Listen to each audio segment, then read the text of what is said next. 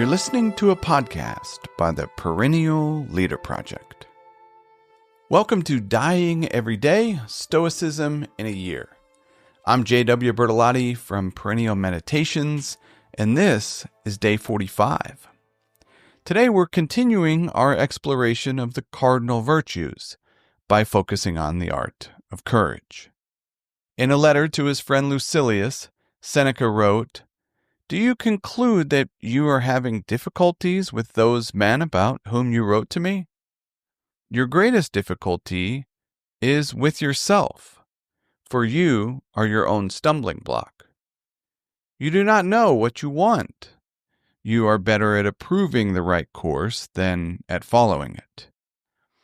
You see where the true happiness lies, but you have not the courage to attain it."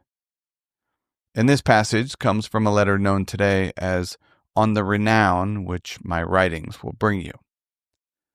There is a tendency to think about courage as unique and rare. But what if courage is far more common and needed than we think? The American essayist Ralph Waldo Emerson believed that we need courage for virtually everything we do.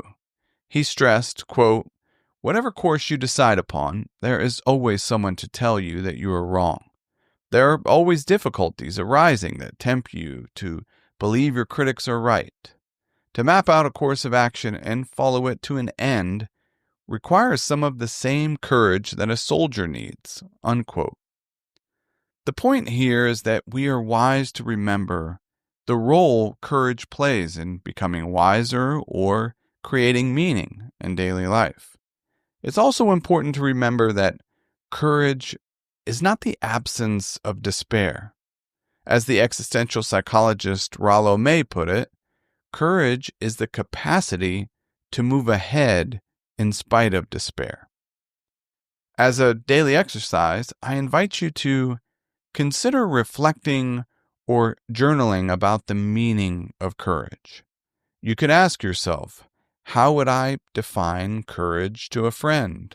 Or what does courage look like in daily life? Thank you for listening to Dying Every Day, Stoicism in a Year. I hope you found something useful for daily life.